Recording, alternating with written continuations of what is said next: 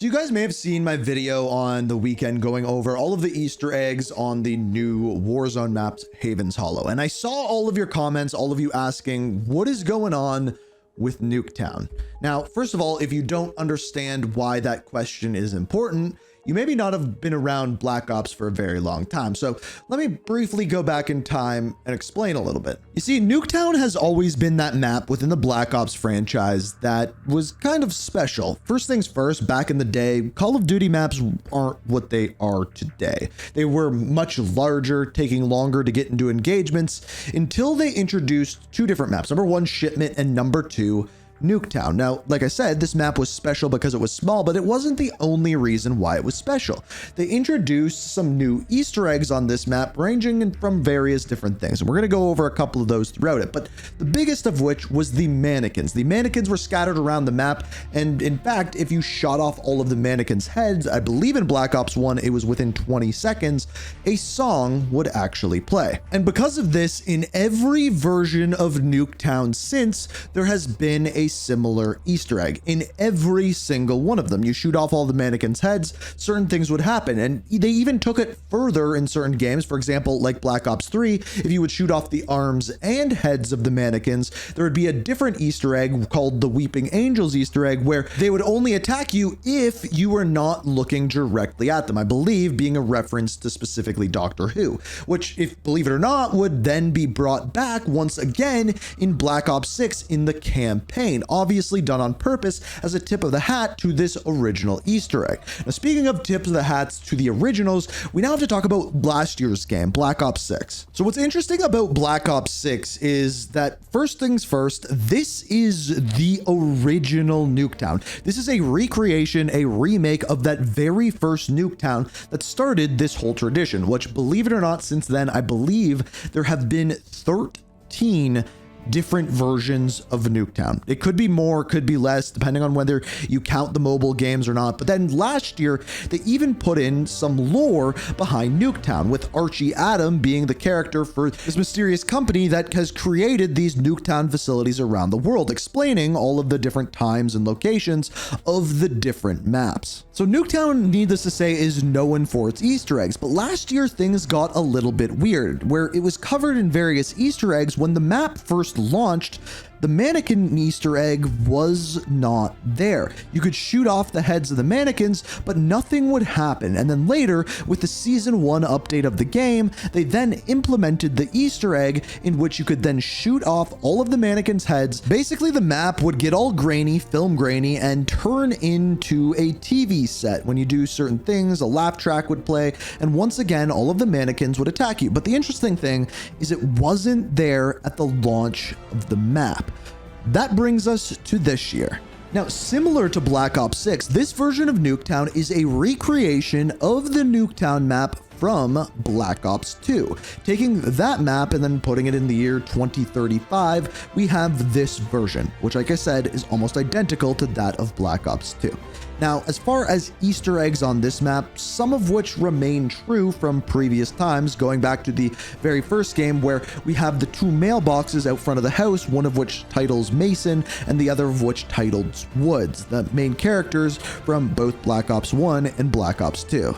What's cool though is that in this game they actually introduce a third mailbox, which is once again another Mason, of course representing his son David Mason, with it being in front of a different house. Another thing that can be found in the house is once again Archie Adam. The same sort of character that we saw in Black Ops 6 can also be seen in a couple different locations throughout this map. But on top of that, there is a new trophy that can be found, which is a horseshoe trophy for Jane Harrow, the main bad guy within, once again, Black Ops 6. So a couple new Easter eggs to be found on this map as well. But again, this brings us back to the mannequins. Now, I didn't personally record any gameplay of this because really it was nothing special. When Nuketown first launched in Black Ops 7, you actually couldn't shoot off the mannequins' heads, nor could you shoot off the mannequins' arms, legs, or anything in between. You would shoot it and it would just, your bullet would hit it,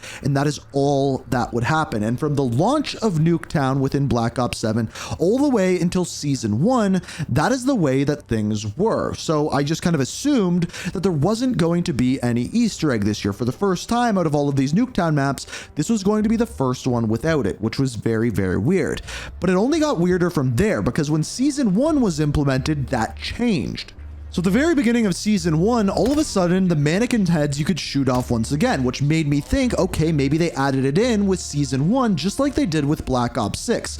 However, I have tested everything, shooting off all the heads in under 20 seconds, shooting off all the heads in under a minute, being solo and doing it with teams, shooting off all of the arms and heads, doing it with only melee weapons, doing it with explosions. I've done it all and nothing worked. I've tested nearly every way of doing this, and either one of two things: I haven't figured out the correct way, or I'm guessing it is still not in the game, and maybe they aren't adding an Easter egg. But here's the thing. After doing this, I found a couple of pretty interesting things. There's potentially 3 different leads that I have that could lead to a potential Nuketown Easter egg. And I wanted to share them with you so that maybe as a community, we can go out and try to solve this thing. Because like I said, as of right now, nobody has figured this out, or it is not in the game. So what are these leads that I'm actually talking about?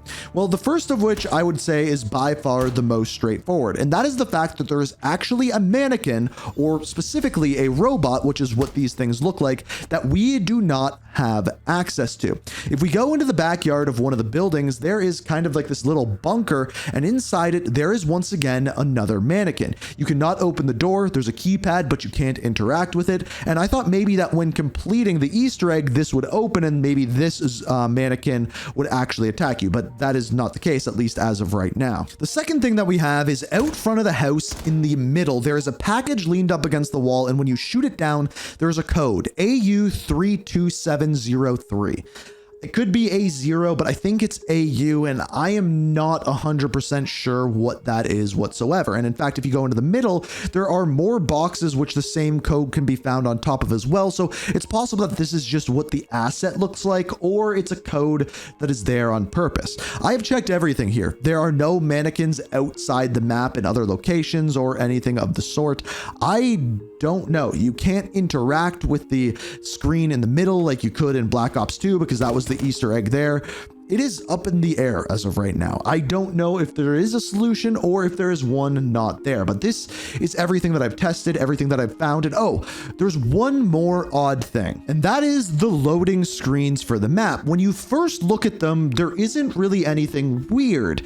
However, if you take a closer look, if you look at the back left by the car, there is a mannequin standing beside the car that is missing its arms and head. In this one, there is an orange mannequin behind the sign that is missing its arms and head, almost telling us that you have to shoot both the arms and heads off, which again, I have tested completely. In this final scene here, I don't personally see any of the mannequins missing anything, so I've tried a bunch of other things, like only shooting the orange mannequins, only shooting the red mannequins, a bunch of different combinations of which, and in fact, only shooting the mannequins that appeared without any head or arms in those loading screens. But as of right now, nothing has worked. I've also tried other weird things as well. Like, for example, shooting all of the cabbages at the back of the one spawn, shooting the various different teddy bears and other stuffed animals that you can find around the map, because when you shoot those, they make squeaky noises.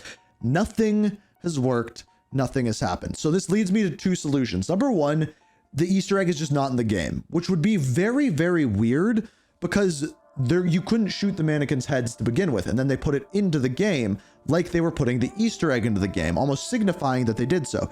Yet nobody has found it yet. So as a community, we need to get to the bottom of this. That's why I'm making this video. I've given you everything that I've tried, everything that I've found. If you find anything, let me know down in the comments, and when we find it, don't you worry, we'll have a video on it. But for now, this is everything that we know, all of the solutions that I've tried. Let me know down in the comments what you're thinking, and Nuketown 2025. It's either a bust, no Easter egg, or still a mystery. I guess this one is to be continued.